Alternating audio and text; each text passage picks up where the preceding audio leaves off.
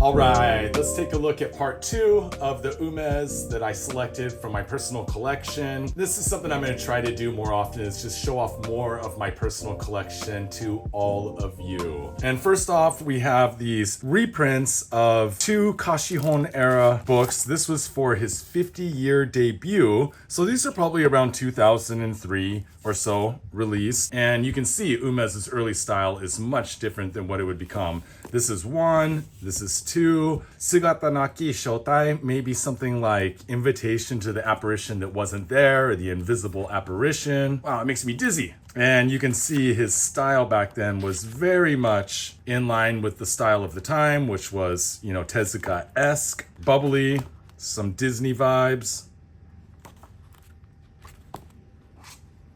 This would all change very soon, within 10 years. But in the beginning, this is what we got from a lot of that early manga, whether it was Sato Masaaki, Mizuki Shigeru, of course Tezuka is the classic one. But these reproductions have great print quality and great, you know, color in the beginning, and then single color manga panels later. And it's a fun one. I have to be honest, I've only read the first one, not the second one.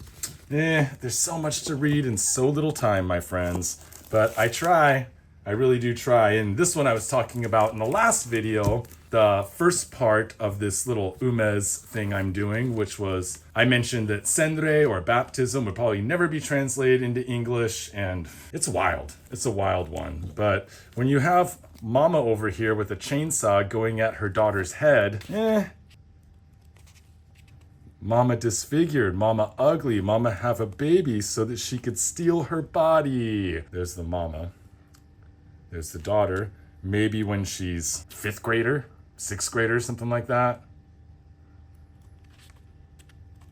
Then takes many twists and turns that are also very wild. Go pick it up. I usually stock a lot of these. Some of the harder stuff to find I don't, or special box sets, or like special reproductions from the 80s, stuff like that. But I try to keep the Ultraman Omnibus in stock. I actually have the 3-volume original tankobon set now up on the website. I don't know if it'll be there when this video comes out, my friends. I'm not sure. But the Omnibus is good too, because it's a bit more accessible, and it's also in a larger format. And I like my kaiju in large format, and all of the Barutan, etc. kaiju glory. I believe this was first released in, I want to say 70, 71.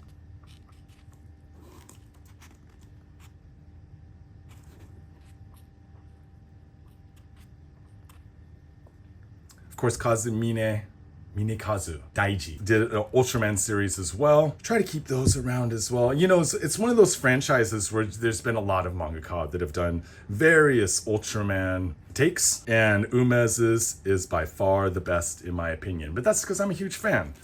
Then, what else did I show over there? One of his more dramatic manga, Yara.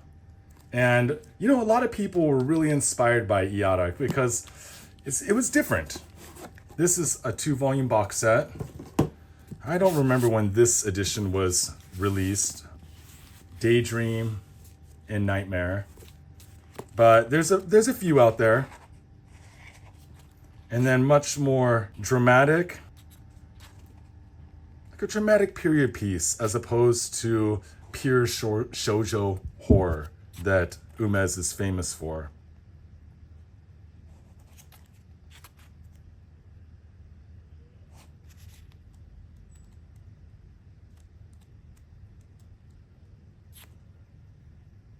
And then a couple of art books I have.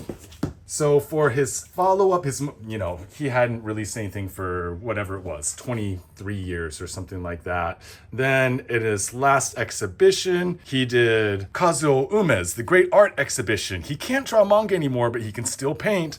So he put out Umezz Roku, which is some prints, which of course I put in upside down because I'm a Zoku Shingo. I'm a bit slow sometimes.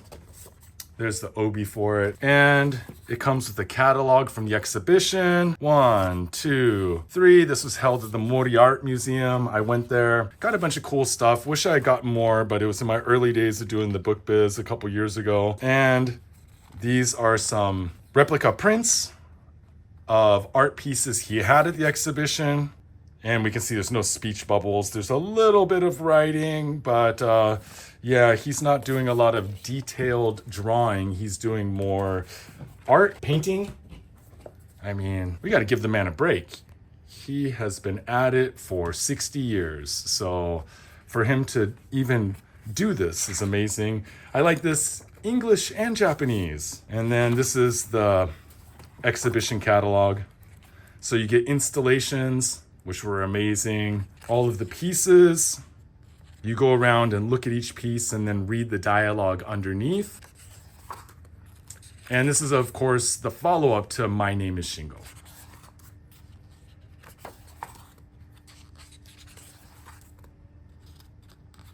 I really love this book.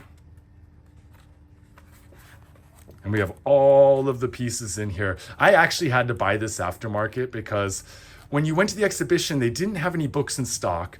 If you bought something at the exhibition, I forget there was a minimum, but I bought the minimum, then you signed up, you got a QR code for a link or something, and then at some point I'd like close that tab in my phone and I couldn't find it was a whole thing.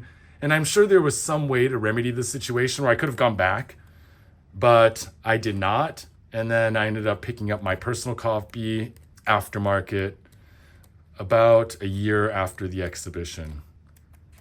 And that, my fine friends, is a little bit of my Umezz Kazuo Umezz, one of the just greatest mangaka of all time. A little bit of my selection from my personal collection. Next time I'll do something a little bit different out of my personal collection. But until then, go over to japanbookhunter.com where I sell my books, Japan Book Hunter on Instagram and Japan Book Hunter on TikTok and all the other social media outlets. Until next time, my fine friends, matane.